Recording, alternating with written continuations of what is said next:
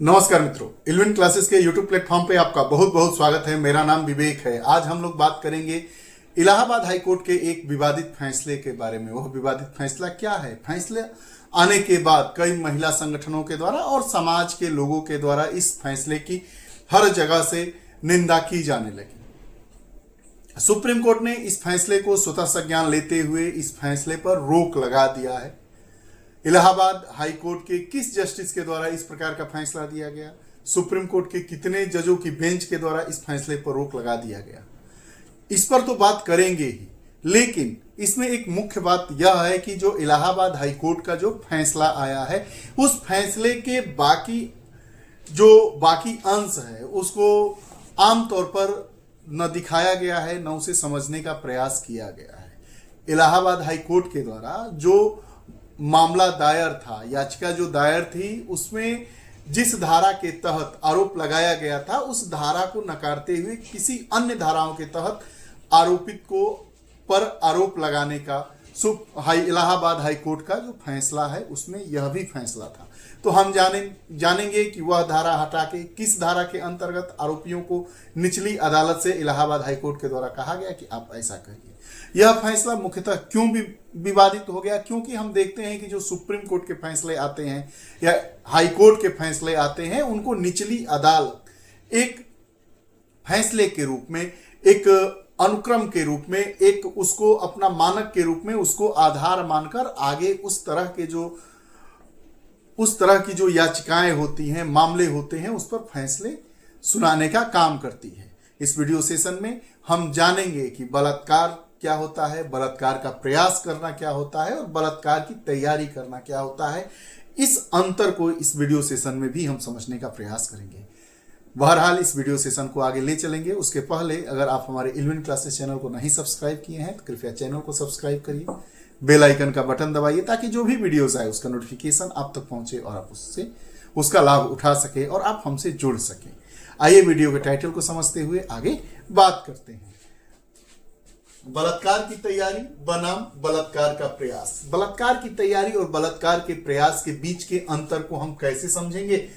Allahabad high court का जो विवादित फैसला आया है, उस फैसले को हम कैसे समझेंगे और उस फैसले पर लोगों की जो प्रतिक्रियाएं आ रही थी, सुप्रीम कोर्ट ने उसको स्वतः संज्ञान लेकर उस फैसले पर क्यों रोक लगा दी, इस पूरे विषय को आइए हम जानते हैं। की तरफ वापस आते हैं। बलात्कार की तैयारी वर्सेस बलात्कार का प्रयास, अंतर को समझिए। इलाहाबाद हाई कोर्ट का फैसला और सर्वोच्च न्यायालय का उस फैसले पर रोक।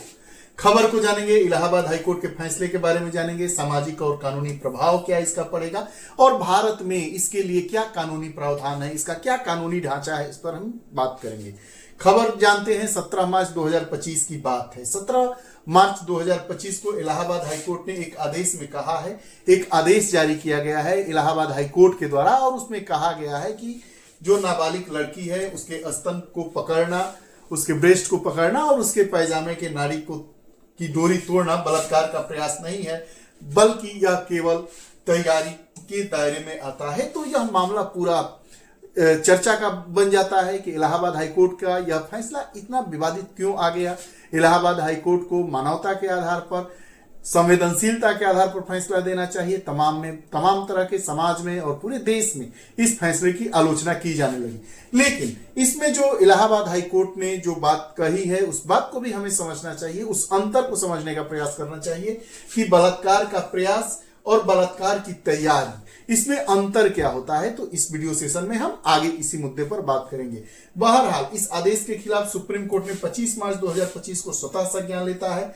हाई कोर्ट 17 मार्च 2025 को इलाहाबाद हाई कोर्ट के इस फैसले का 25 मार्च 2025 को सुप्रीम कोर्ट के द्वारा स्वतः संज्ञान लिया जाता है और अगले दिन यानी 26 मार्च 2025 को इलाहाबाद हाई कोर्ट के आदेश पर रोक लगा दी जाती है। फैसले को जानने के पहले हम इस मामले की पृष्ठभूमि को समझेंगे कि यह मामला क्या था। मामला नवंबर 2021 का था।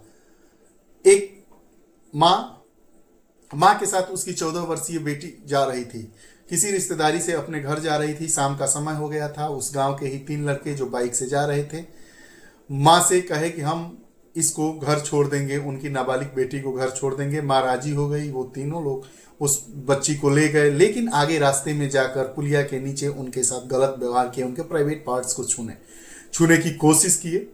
और उनके पैजामे की नाड़ी को तोड़ना चाहे, खोलना चाहे। लड़की की चीख पुकार को सुनकर ट्रैक्टर से जा रहे दो लोग थे जो इसमें बाद में इस केस में गवाह बने हैं। वो लोग जाते हैं, बीच बचाव करते हैं और लड़की अपने घर चली जाती है। उनकी मां के द्वारा कासगंज में मुकदमा दायर किया जाता है। कासगंज की विशेष अदालत के द्वारा उन पर निम्न धाराओं के तहत, जो धाराएं हैं उन धाराओं के तहत मुकदमा कायम करने का या उसके तहत उसको आरोपी ठहराया जाता है। जो जिनके खिलाफ यह कासगंज की विशेष अदालत के द्वारा दोषारोपण किया जाता है, उस फैसले के खिलाफ वह अभियुक्त इलाहाबाद हाई कोर्ट की शरण लेते हैं और इलाहाबाद हाई कोर्ट के द्वारा यह फैसला सुनाया जाता है। तो आइए आगे बात करते हैं। इलाहाबाद हाई कोर्ट का क्या फैसला आता है? तो इलाहाबाद हाई कोर्ट ने आदेश दिया कि अभियुक्तों पर बलात्कार के प्रयास का आरोप नहीं लगाया जा सकता है। ऐसा नहीं है कि जो अभियुक्त हैं उन पर बलात्कार के प्रयास का आरोप लगाया जाए, इन पर लगाया ही नहीं जा सकता। कोर्ट ने बलात्कार के प्रयास, जो इंडियन पैनल कोड है, भारतीय दंड संहिता की धारा 376 और पॉक्सो एक्ट की धारा 18 के आरोप को हटाकर हल्के आरोप, मतलब इतने गंभीर आरोप इन अभियुक्तों पर नहीं लगाया जा सकता है। उन पर कौन कौन से आरोप लगाए जा सकते हैं? आईपीसी की धारा 354B, मतलब महिला को निर्वस्त्र करने के इरादे से हमला करना, निर्वस्त्र करने के इरादे से हमला करना, रेप करने के इरादे से निर्वस्त्र न करना, यही यहाँ पे मामला होता है। और पॉक्सो एक्ट की धारा 9/10 बाल यौन उत्पीड़न के तहत मुकदमा चलाने का निर्देश दिया। जो पॉक्सो एक्ट की धारा 9 और 10 है, जो बाल यौन उत्पीड़न से संबंधित है, उसके तहत मुकदमा चलाने का निर्देश दिया गया। साथ ही इलाहाबाद हाई कोर्ट के द्वारा यह भी कहा गया कि अभियुक्तों द्वारा लड़की को नीचे खींचने का प्रयास और पायजामा खोलने का प्रयास बलात्कार के प्रयास की श्रेणी में नहीं आता है। नीचे खींचने और पैजामे की डोरी, नाड़ी खोलने का जो प्रयास किया जाता है वह बलात्कार के प्रयास की श्रेणी में नहीं आता है। इसलिए अमुक अमुक जो धाराएं हैं वह न लगाकर उससे छोटी धारा, आईपीसी की धारा 354B लगा दीजिए। आईपीसी की धारा 376 के लायक यह अभियुक्त नहीं दोषी पाए गए हैं। और पॉक्सो की एक्ट की जो धारा 18 है, इसको हटाकर आप पॉक्सो एक्ट की धारा 9 या 9-10 का प्रयोग कर सकते हैं। अब सुप्रीम कोर्ट का कानूनी दृष्टिकोण इस पर क्या आता है, आइए इस पर बात करते हैं। तो सुप्रीम कोर्ट ने कहा कि हाई कोर्ट ने बलात्कार के प्रयास को गलत तरीके से तैयारी की श्रेणी में डाल दिया है। सुप्रीम कोर्ट का इस फैसले पर क्या टिप्पणी आती है, उनका क्या आदेश आता है कि बलात्कार के प्रयास को गलत तरीके से बलात्कार की तैयारी श्रेणी में हाई कोर्ट के द्वारा डाल दिया गया है। और सुप्रीम कोर्ट ने यहां तक कहा है कि हाई कोर्ट का दृष्टिकोण पीड़िता के प्रति असंवेदनशील और गैर कानूनी है।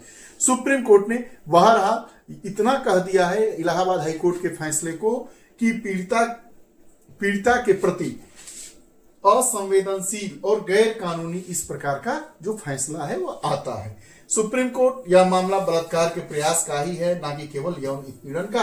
और सुप्रीम कोर्ट ने इस फैसले पर रोक लगाते हुए यह कहा है कि यह जो पूरा मामला है यह बलात्कार के प्रयास का ही है, न कि केवल यौन उत्पीड़न का। कि बलात्कार की तैयारी और बलात्कार के प्रयास में क्या अंतर होता है, आइए इस अंतर को समझने का हम प्रयास कर लेते हैं।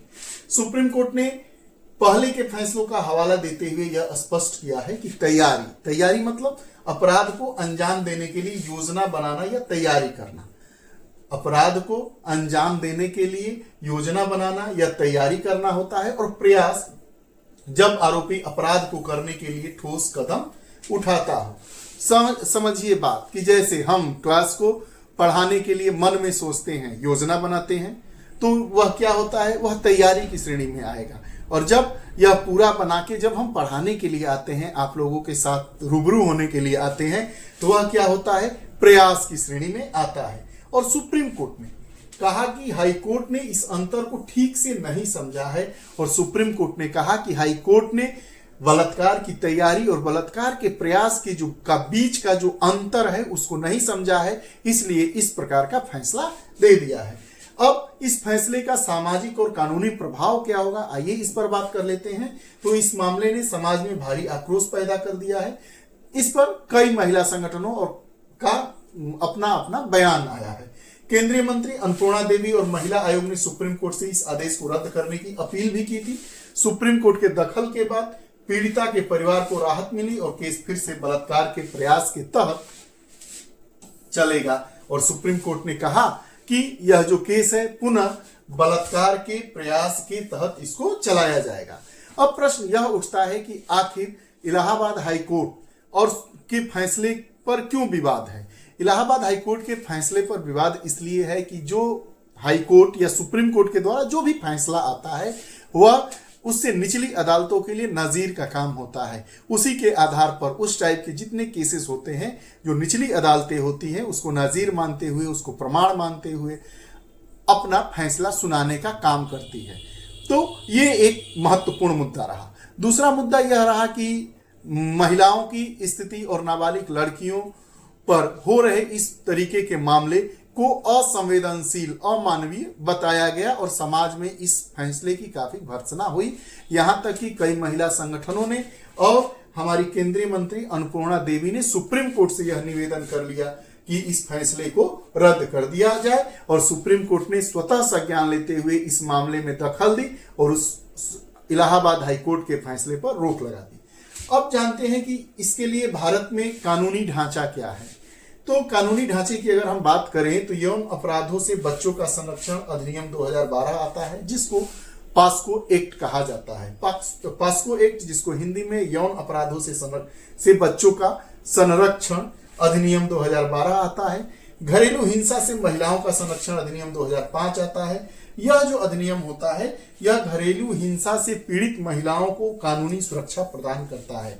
यौन अपराधों से बच्चों का संरक्षण जो पाक्सो एक्ट है 2012 का, यह जो छोटे बच्चे होते हैं, नाबालिग होते हैं, उनको संरक्षण देता है।